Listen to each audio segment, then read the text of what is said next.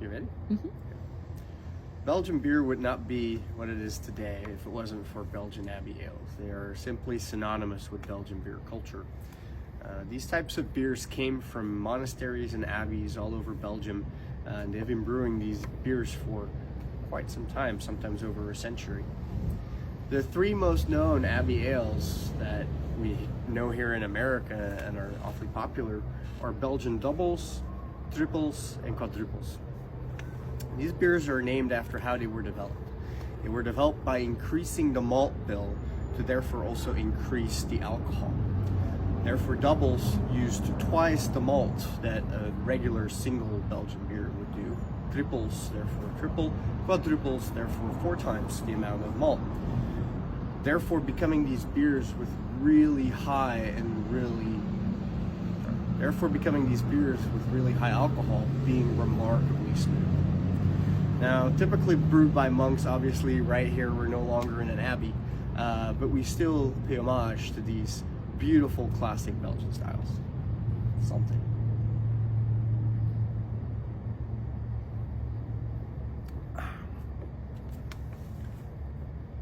Okay, you want me to do a technical one now? Yeah. Like a historical one? Sure. Okay. While many people think that these Belgian ales, these classic styles such as the Dobbel, the Tripel, and the Quadrupel have been brewed for centuries, that is a little bit of a myth that I'm willing to share with you guys. These Belgian abbeys have been making high quality beers actually since about the French Revolution, when monks in French monasteries were being persecuted. They fled north to Belgium and started making beer.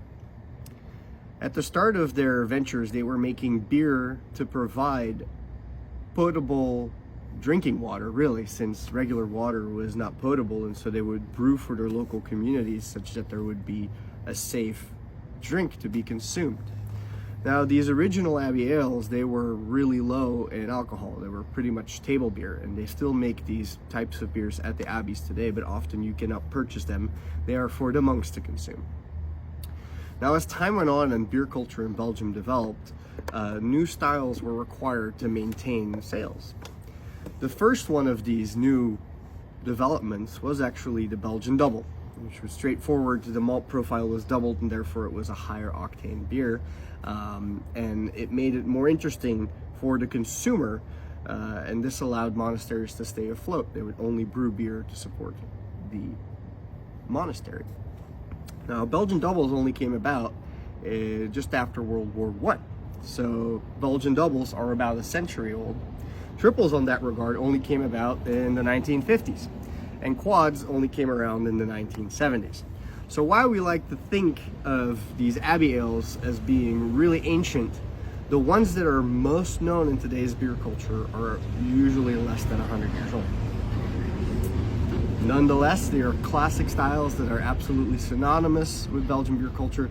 They are the ones that have made Belgian beer famous all over the world, and this is why we pay our respects to them with our Belgian Double, Triple, and Quadruple. Can you tell us why Double and Quadruple are dark beers and Triple is a light beer? Yes, so that has become simply a cultural standard. When you go to Belgium, most of the abbeys will make the same recipe in each iteration, meaning that there will be a double, a triple, and a quadruple that are all essentially the same base recipe, but simply increased in alcohol. Therefore, we have Belgian doubles that can be blonde. We have Belgian doubles that can be dark. Over time, however, the most known recipes for double have been dark doubles, and the most known recipes for triple are golden ales or blondes or pales. And quads are usually copies of those very well-known doubles. So culturally, it has grown into doubles being dark, triples being golden, and quadruples being dark again.